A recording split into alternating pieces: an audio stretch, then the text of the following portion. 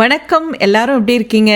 சுவாதிஷ்டான சக்கரத்தை வலுப்படுத்துறதால எப்படி PCOS இஷ்யூக்கு உதவும் அப்படின்னு பார்க்கலாம். PCOS அதாவது பாலிசிஸ்டிக் ஓவரி சிண்ட்ரோம் இன்னைக்கு அதிகமாக பார்க்குறோம் இல்லையா?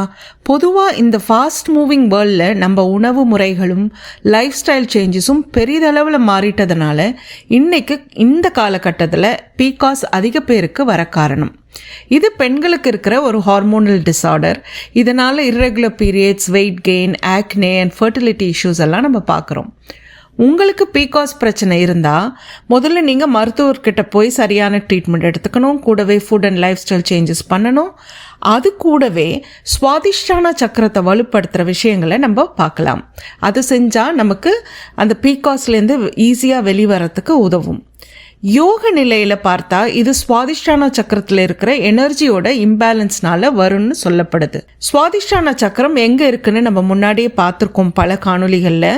இது நம்ம முதுகு தண்டு முடிகிற இடத்துல இருந்து 4 இன்ச் மேலே இருக்குது. அதாவது நம்ம யூரினோ ஜெனிட்டல் ஆர்கன்ஸ் இருக்கிற இடத்துல அடி வயிறு வரைக்கும் கட்டுப்படுத்துகிற சக்கரம் தான் இது சுவாதிஷ்டான சக்கரம். கர்ப்பப்பை இருக்கிற இடத்துல தான் இந்த சக்கரம் இருக்கிறதுனால இந்த சக்கரத்தை வலுப்படுத்தும் போது அங்கே இருக்கிற உறுப்புகளின் செயல்பாடும் சீராக இருக்கும்.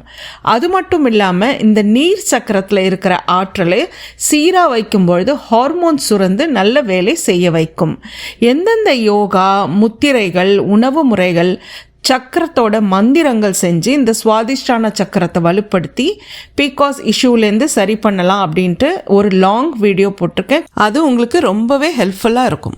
இந்த வீடியோ கீழே அந்த PCOSோட லாங் வீடியோவோட லிங்க் கொடுத்துருக்கேன், கண்டிப்பாக பாருங்கள். உங்களுக்கு கேள்விகள் எதாக இருந்தால் சொல்லுங்கள், கருத்துக்களை பதிவிடுங்க, லைக் பண்ணுங்கள், ஷேர் பண்ணுங்கள், சப்ஸ்கிரைப் பண்ணுங்கள். நான் உங்களை அடுத்த காணொலியில் சந்திக்கிறேன். நன்றி.